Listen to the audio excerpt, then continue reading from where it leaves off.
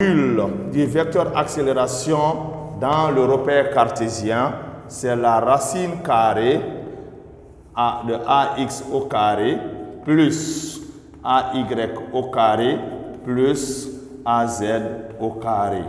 Et nous pouvons encadrer ce résultat. L'accélération étant exprimée en mètres par seconde carré. On voit le vecteur accélération. Le vecteur accélération et base de freinée.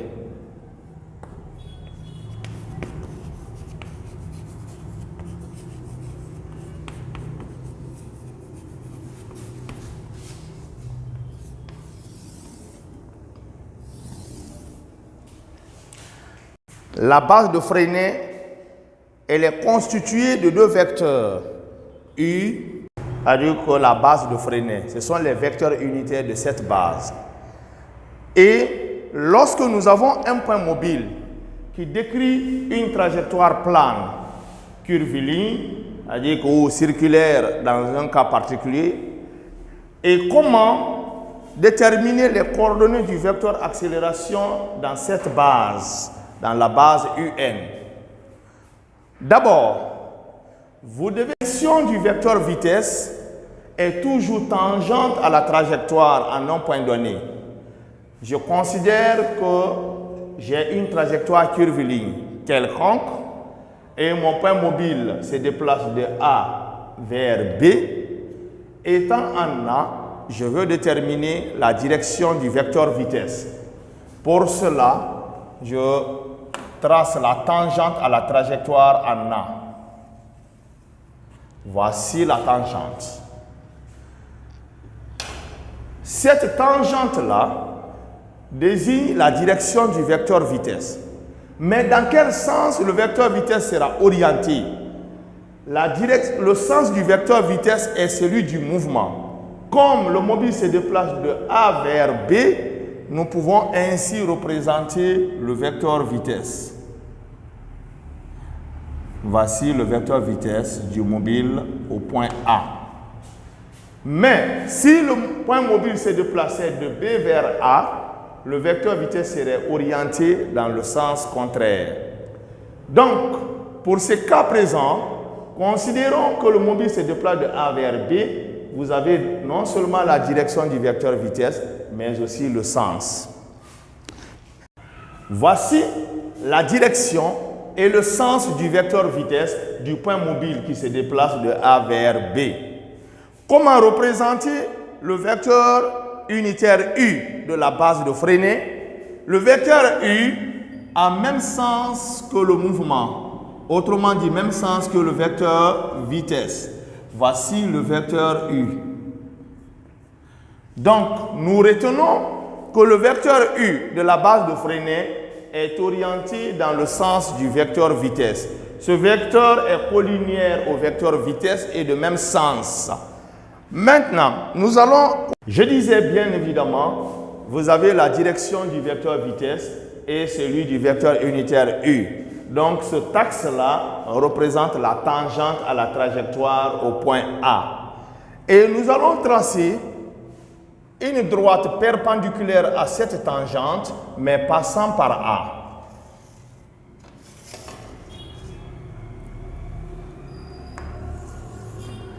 Voici cette droite qui est perpendiculaire à la tangente. Cette droite-là est appelée la normale.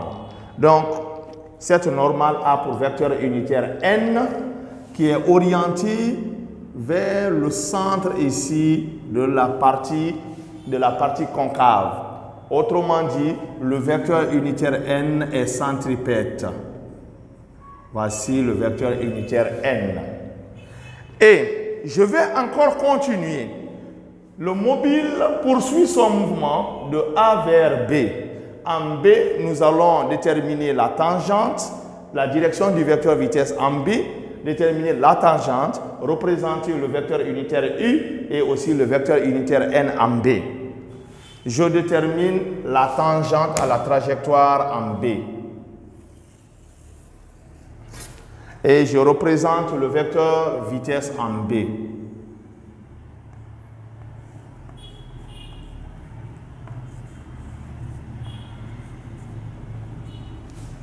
Et ici, j'ai VA et là, VB. Et comme je le disais, le vecteur U a même direction, même sens que le vecteur vitesse. Voici le vecteur U. Et je vais encore perpendiculaire à la tangente en B. Cette droite est appelée la normale. Et nous pouvons représenter le vecteur n, comme je le disais, le vecteur n est toujours centripète. Donc, le centre ici de cette partie curviligne étant orienté vers la partie supérieure, on peut dire que n aussi est orienté vers la partie supérieure. Voici le vecteur n. Donc, vous devez retenir que le repère de Freinet est directement lié au mobile en mouvement, contrairement au repère cartésien. Les vecteurs U et N constituent la base de ce repère. Donc, observez bien, la direction du vecteur U en A et celle de U en B. Regardez bien les directions, elles ne sont pas parallèles. Cela veut dire quoi? Lors du mouvement de notre point mobile, le vecteur U change de direction et de sens, idem aussi que le vecteur N. Donc, les vecteurs U et N ne sont pas constants dans le temps au cours du mouvement du point mobile. Donc, revenons aux vections. Nous avions dit, vecteur accélération, c'est la dérivée du vecteur vitesse par rapport au temps. Mais, dans ce repère de Freinet, la direction du vecteur vitesse est tangente à la trajectoire.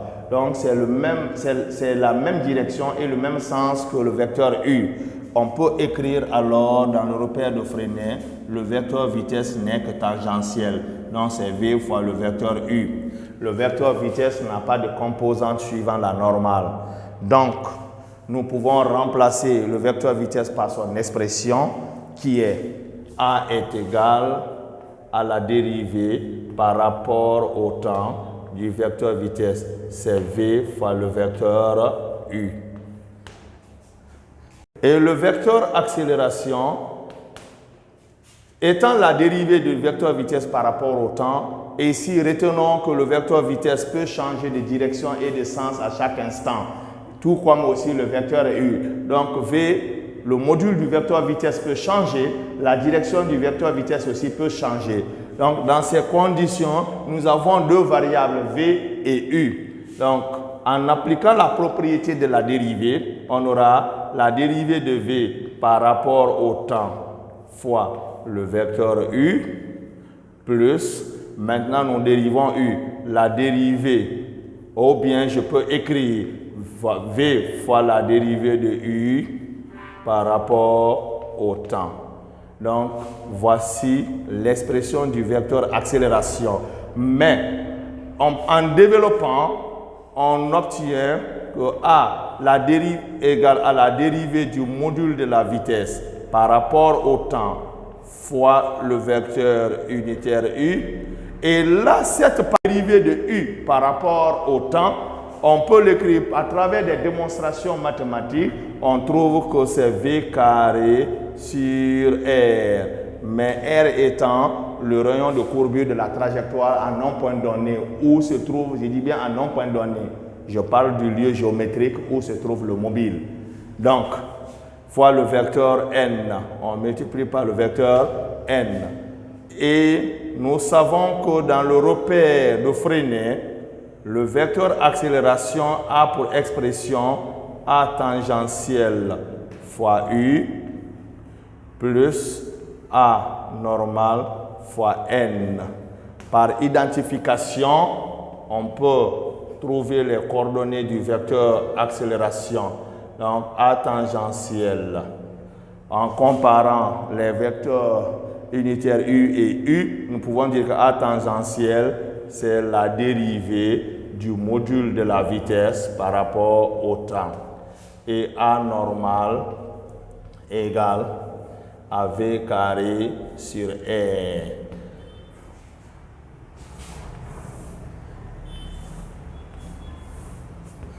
Et R est appelé rayon de courbure. Le rayon de courbure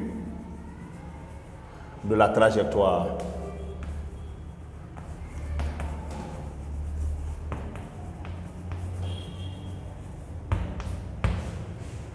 Dans ce repère de Freinet, le vecteur accélération a pour norme la racine carrée. Connaissant déjà les coordonnées tangentielles et normales du vecteur accélération, on veut dire que c'est la racine carrée de A tangentielle au carré plus A normal au carré. L'unité, c'est le mètre par seconde carré. Donc, voici le module du vecteur accélération dans le repère de Freinet.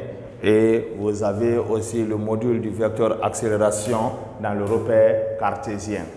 Mais ce que vous devez retenir, que quel que soit le repère d'étude, le module du vecteur accélération reste toujours le même et il ne change pas. Donc, que vous passez ou bien que vous utilisez le de Freinet, le module reste toujours inchangé.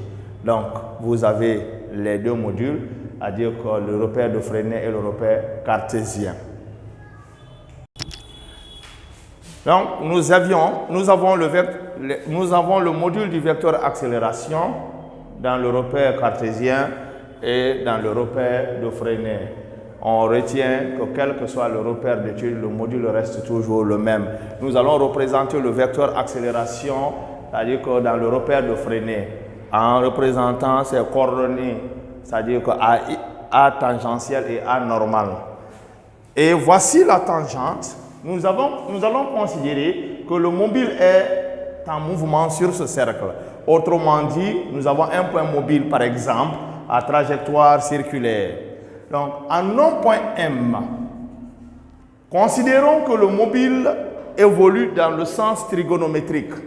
Nous allons représenter le vecteur U. Voici le vecteur U. Et le vecteur N qui est toujours normal et centripète. Vous avez en un point M les vecteurs U et N, tangentiel et normal. Quelle est la direction et le sens de l'accélération normale? L'accélération normale, bien évidemment, elle est toujours sur la normale, mais centripète, c'est-à-dire de même sens que N. Voici l'accélération normale, AN. L'accélération normale a même sens que le vecteur unitaire N. Et l'accélération tangentielle peut être de même sens que le vecteur U, tout comme de sens opposé. À ce niveau, le sens de l'accélération tangentielle peut varier. Nous allons considérer, par exemple, que l'accélération tangentielle soit opposée au sens du vecteur U. Voici la composante tangentielle, A tangentielle, A tangentielle. Donc, quelle sera la direction et le sens, la direction du vecteur accélération et son sens? Donc, c'est la résultante de ces deux vecteurs. Je construis un parallélogramme.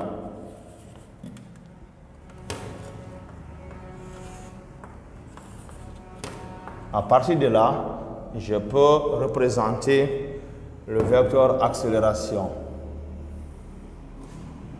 Voici le vecteur accélération dans le repère de Freinet. Donc, le vecteur accélération est la résultante de l'accélération tangentielle et de l'accélération normale. Et voici la direction du vecteur vitesse qui est celle de U. Le vecteur vitesse a même direction et même sens que U.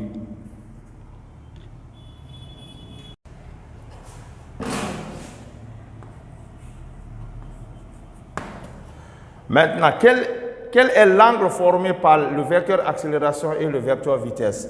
C'est cet angle-là. C'est un angle obtus, c'est-à-dire supérieur à 90 degrés. Et lorsque l'accélération tangentielle a le même sens que le vecteur vitesse, alors l'angle formé maintenant est réduit, il devient inférieur à 90 degrés. Et c'est dans ces deux cas qu'on peut parler de mouvement accéléré ou retardé. Donc, lorsque le mouvement est accéléré, l'angle formé par le vecteur accélération et le vecteur vitesse est inférieur à 90 degrés. Mais pour ce cas présent, l'angle formé par le vecteur vitesse et le vecteur accélération est supérieur à 90 degrés. C'est un angle obtus. Donc, le cosinus d'un angle obtus est négatif. Donc, le mouvement devient retardé. Donc, qu'est-ce qu'on retient? Lorsque est supérieur à 0, alors le mouvement est uniformément accéléré. A scalaire V est inférieur à 0, alors le mouvement est uniformément retardé. Et lorsque A scalaire V égale à 0, alors le mouvement est uniforme. Et lorsque le mouvement est uniforme, l'accélération n'est que normale.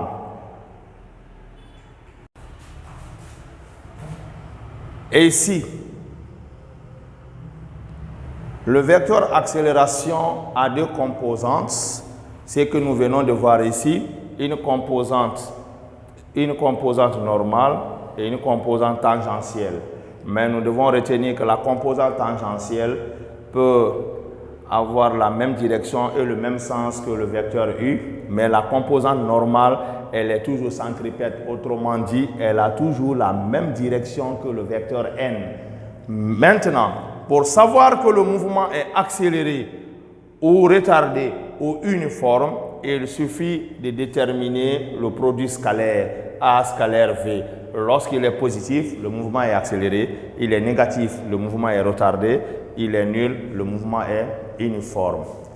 C'est bon.